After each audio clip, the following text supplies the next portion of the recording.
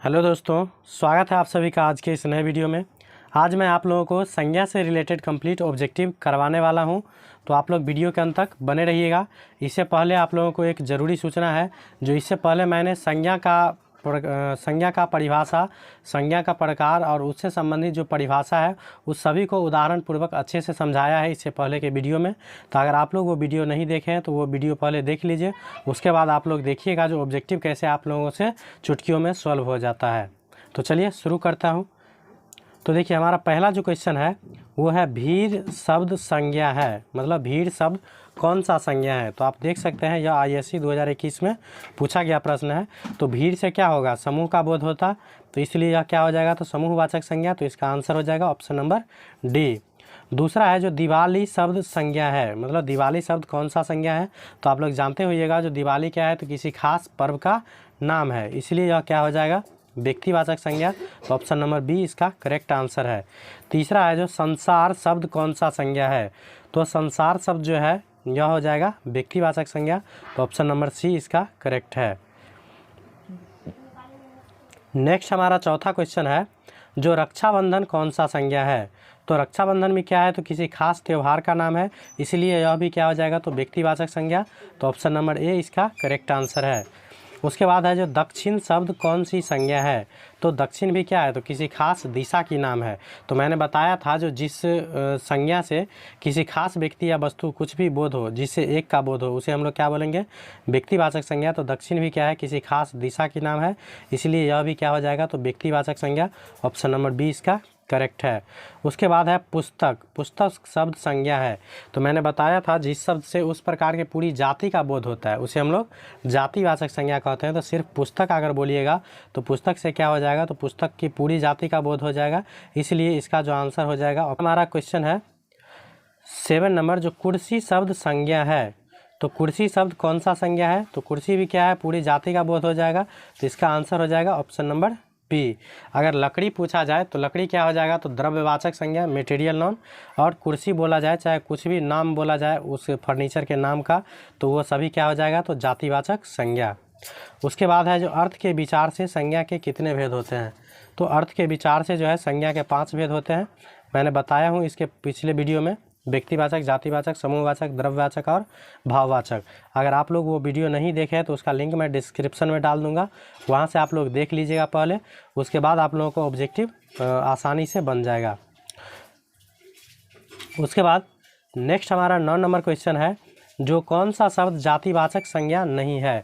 तो जातिवाचक संज्ञा कौन सा नहीं है। तो देखिए, बालक क्या है, तो जातिवाचक संज्ञा है। उसके बाद मनुष्य भी क्या है, तो जातिवाचक संज्ञा। जवान भी क्या है, तो जातिवाचक संज्ञा।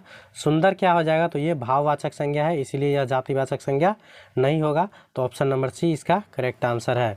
उसके बाद 10 नंबर क्वेश्चन हमारा है जो निम्नलिखित शब्दों में भाववाचक संज्ञा नहीं है। तो यहाँ पूछ रहा है जो भाववाचक संज्ञा कौन सा नहीं है। तो देखिए, मानवता भी क्या है, भाववाचक संज्ञा। सहायता भी क्या है, तो भाववाचक संज्ञा है। उसके बाद जीवन भी क्या है, तो भाववाचक संज्ञा। परिवार क्या हो जाएगा, तो परिवार समूहवाचक संज्ञा होता है, इसीलिए इसका आंसर हो जाएगा ऑप्शन नंबर डी। परिवार जो है वह भाववाचक संज्ञा नहीं है। अगर पूछा जाए जो परिवार कौन सा संज्ञा है, तो याद रखिएगा परिवार क्या है, तो एक समूहवाचक संज्ञा है, क्योंकि परिवार एक आदमी के मिलने से नहीं होता है, उसमें क्या होता है, तो बहुत सारे सदस्यों का समूह होता है इसको एक प्रकार से, तो इसलिए परिवार को हम लोग क्या बोलेंगे, समूहवाचक संज्ञा। उसके बाद है सचरित्रता किस मूल शब्द से बना है। तो आप लोगों को यह पता हो जाएगा जो सचरित्रता, तो इनमें मूल शब्द क्या है, तो चरित्र है। तो ऑप्शन नंबर बी इसका करेक्ट आंसर है। उसके बाद है नेताजी भाषण दे चुके हैं। नेताजी किस संज्ञा का उदाहरण है। तो देखिए, नेता डायरेक्ट कह लेने से क्या हो जाएगा, तो दुनिया में जितना भी नेता है सभी का बोध हो जाएगा, तो इस प्रकार से ये जो हो जाएगा जातिवाचक संज्ञा, ऑप्शन नंबर ए। जैसे अगर किसी का नाम लिया जाए, जैसे नरेंद्र मोदी, तो वहाँ क्या हो जाएगा, तो व्यक्ति विशेष का बोध होगा, इसलिए वह व्यक्तिवाचक हो जाएगा। और डायरेक्ट नेताजी बोला जाए तो वह जातिवाचक संज्ञा हो जाएगा। उसके बाद नेक्स्ट हमारा 13 नंबर क्वेश्चन है जो टिकना शब्द का भाववाचक होगा, तो टिकना शब्द का भाववाचक क्या हो जाएगा, तो वो हो जाएगा टिकाऊ। तो ऑप्शन नंबर सी इसका करेक्ट आंसर है। यहाँ आंसर दिया गया है, उससे आप लोगों को कोई टेंशन नहीं लेना है। आप लोगों को सिर्फ चेक करना है, जो मैंने जो थ्योरी पढ़ा है संज्ञा से रिलेटेड, तो हमको ऑब्जेक्टिव बन जाएगा कि नहीं बन जाएगा, वही सिर्फ चेक करना है आप लोगों को। आंसर के लिए आप लोगों को डोंट माइंड, कोई टेंशन नहीं लेना है।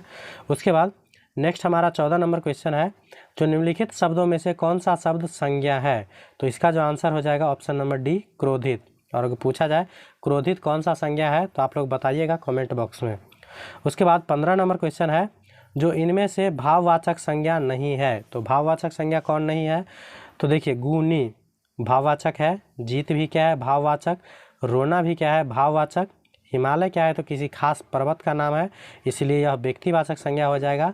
तो यहाँ पूछ रहा है जो भाववाचक संज्ञा नहीं है, तो ऑप्शन नंबर ए इसका करेक्ट आंसर है हिमालय, क्योंकि हिमालय क्या है तो व्यक्तिवाचक संज्ञा। नेक्स्ट हमारा क्वेश्चन है 34 नंबर, जो निम्नलिखित में से द्रव्यवाचक संज्ञा कौन सी है, तो द्रव्यवाचक संज्ञा में मैंने बताया था, जो जिस संज्ञा से द्रव्य या धातु का बोध हो, चाहे दूसरी लैंग्वेज में बोलेंगे तो बोल सकते हैं जिस संज्ञा को मापा या तौला जा सकता है परंतु गिना नहीं जा सकता है। तो देखिए द्रव्य का पानी वैसे ही द्रव्य है, तो ऑप्शन नंबर सी इसका करेक्ट आंसर हो जाएगा। उसके बाद है विंध्याचल शब्द संज्ञा है, तो विंध्याचल शब्द कौन सा संज्ञा है, तो देखिए विंध्याचल क्या है तो एक खास पर्वत का नाम है, इसलिए ऑप्शन नंबर बी इसका करेक्ट आंसर हो जाएगा व्यक्तिवाचक संज्ञा। उसके बाद है 36, स्त्रीत्व किस संज्ञा का उदाहरण है, स्त्रीत्व का मतलब हो गया जिसमें स्त्री का गुण आ जाए, तो वह क्या हो जाएगा तो भाववाचक संज्ञा, तो ऑप्शन नंबर डी इसका करेक्ट आंसर है। उसके बाद नेक्स्ट क्वेश्चन की बात कर ले, तो नेक्स्ट क्वेश्चन हमारा है, जो बुढ़ापा शब्द है, तो बुढ़ापा शब्द कौन सी संज्ञा है, तो देखिए बुढ़ापा शब्द जो हो जाएगा वो हो जाएगा भाववाचक संज्ञा, तो ऑप्शन नंबर ए इसका करेक्ट आंसर है। अगर आप लोग वो परिभाषा वाला वीडियो देख लेते हैं तो हम मेरे हिसाब से इस ऑब्जेक्टिव में एक भी क्वेश्चन में आप लोगों को समस्या नहीं होने वाली है। वैसे जो व्यक्ति अगर देखे हैं परिभाषा वाला वीडियो, तो आप लोग कमेंट में ज़रूर बताइएगा जो मैंने देखा है और मुझे ऑब्जेक्टिव में प्रॉब्लम कोई हुआ या नहीं हुआ। उसके बाद नेक्स्ट हमारा 38 नंबर क्वेश्चन है, जो हिंदी में शब्दों का लिंग निर्धारण होता है, तो हिंदी में शब्दों का जो लिंग निर्धारण होता है वो होता है संज्ञा के द्वारा, तो ऑप्शन नंबर बी इसका करेक्ट आंसर है। उसके बाद है भाववाचक संज्ञा नहीं है, तो भाववाचक संज्ञा कौन सी नहीं है, तो देखिए मिठाई, उतराई, चतुराई और लड़ाई। तो देखिए मिठाई क्या है तो इससे कोई पदार्थ का बोध होता है, अगर मिठास रहता तो मिठास भाववाचक संज्ञा होता, लेकिन मिठाई से यहाँ क्या हो रहा है तो किसी पदार्थ का बोध हो रहा है, तो इसलिए ये क्या हो जाएगा तो द्रव्यवाचक संज्ञा होगा। तो यहाँ पूछ रहा है जो भाववाचक संज्ञा नहीं है, तो ऑप्शन नंबर बी इसका करेक्ट आंसर है। उसके बाद नेक्स्ट हमारा 40 नंबर क्वेश्चन है, जो व्यक्तिवाचक संज्ञा है, तो व्यक्तिवाचक संज्ञा कौन सा है, तो देखिए गाय क्या हो जाएगा तो जातिवाचक, आम भी क्या हो जाएगा जातिवाचक, पहाड़ भी क्या हो जाएगा जातिवाचक, यमुना क्या है तो किसी खास नदी का नाम है, इसलिए यह क्या हो जाएगा तो व्यक्तिवाचक, ऑप्शन नंबर ए इसका करेक्ट आंसर है। उसके बाद है 41 का, जो जातिवाचक संज्ञा है, तो जातिवाचक संज्ञा कौन सा है, तो देखिए दुख क्या हो जाएगा भाववाचक संज्ञा, सेना क्या हो जाएगा तो समूहवाचक संज्ञा। उसके बाद श्याम क्या है किसी खास लड़का का नाम है, इसलिए यह हो जाएगा व्यक्तिवाचक संज्ञा। अगर डायरेक्ट लड़का बोल देंगे तो वो हो जाएगा जातिवाचक संज्ञा, तो ऑप्शन नंबर सी इसका करेक्ट आंसर है। नेक्स्ट क्वेश्चन की ओर चलते हैं। नेक्स्ट हमारा 42 नंबर क्वेश्चन है।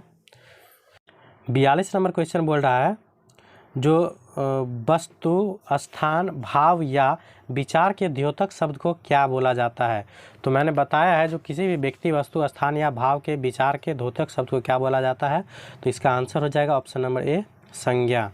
उसके बाद है 43 नंबर क्वेश्चन, निम्नलिखित शब्दों में जातिवाचक संज्ञा नहीं है, तो जातिवाचक संज्ञा कौन सा नहीं है, तो देखिए ऑप्शन ए में है कौवा, तो कौवा क्या हो जाएगा जातिवाचक संज्ञा। उसके बाद बाजार, बाजार तो ये भी जातिवाचक ही होता है। समोसा भी क्या हो जाएगा तो जातिवाचक ही हो जाएगा, तो ऑप्शन नंबर डी इसका करेक्ट आंसर है आगरा। आगरा क्या है तो किसी खास शहर का नाम है, इसलिए यह व्यक्तिवाचक संज्ञा है, तो यहाँ पूछ रहा है जातिवाचक नहीं है, तो यही हो जाएगा आंसर। उसके बाद 44 नंबर क्वेश्चन है, जो अर्थ के विचार से संज्ञा के कितने भेद होते हैं, तो अर्थ के विचार से भी संज्ञा के कितने भेद होते हैं, तो इसका भी आंसर हो जाएगा ऑप्शन नंबर बी 5 प्रकार के। उसके बाद है निम्नलिखित में कौन सा शब्द जातिवाचक संज्ञा है। तो जातिवाचक संज्ञा कौन सा है, तो देखिए दिल्ली क्या है, व्यक्तिवाचक, क्योंकि किसी खास शहर का नाम है। नीलम भी क्या है, किसी खास लड़की का नाम है। साकेत भी किसी व्यक्ति का नाम है, तो यह सब क्या हो जाएगा, व्यक्तिवाचक। तो ऑप्शन नंबर ए इसका करेक्ट आंसर है शहर। शहर बोल देने से दुनिया का जितना भी शहर है उस सभी का बोध हो जाता है, इसीलिए शहर क्या है, तो जातिवाचक संज्ञा। उसके बाद है स्त्रीत्व शब्द में कौन सी संज्ञा है। तो ये तो पीछे क्वेश्चन रिपीट हो चुका है, तो बताइएगा आप लोग कमेंट में। तो स्त्रीत्व शब्द में कौन सा संज्ञा होगा, तो ऑप्शन नंबर सी इसका करेक्ट आंसर है भाववाचक संज्ञा। उसके बाद 47 नंबर क्वेश्चन हमारा है, जो निम्नलिखित शब्दों में कौन सा शब्द व्यक्तिवाचक संज्ञा नहीं है। तो यहाँ पूछ रहा है कौन व्यक्तिवाचक संज्ञा नहीं है। तो देखिए रवि क्या है, तो किसी खास लड़का का नाम होगा, तो ये तो व्यक्तिवाचक है। हिमालय क्या है, तो किसी खास पर्वत का नाम है, तो ये भी क्या है, तो व्यक्तिवाचक संज्ञा। उसके बाद गंगा क्या है, तो किसी खास नदी का नाम है, तो ये भी क्या हो जाएगा, व्यक्तिवाचक संज्ञा। हमको पूछ रहा है जो व्यक्तिवाचक संज्ञा नहीं है, तो आदमी कह देने से दुनिया में जितना भी आदमी होगा उस सभी का बोध हो जाएगा, इसलिए यह क्या हो जाएगा, तो जातिवाचक संज्ञा। तो इसका आंसर ऑप्शन नंबर डी हो जाएगा, यह जो है व्यक्तिवाचक संज्ञा का उदाहरण नहीं है। तो अगर आप लोगों को यह वीडियो हेल्पफुल लगा होगा तो एक लाइक ज़रूर कर दीजिएगा हमारी मेहनत के लिए, और कमेंट ज़रूर कीजिएगा जो यह वीडियो आप लोगों को कैसा लगता है। Thank you for watching.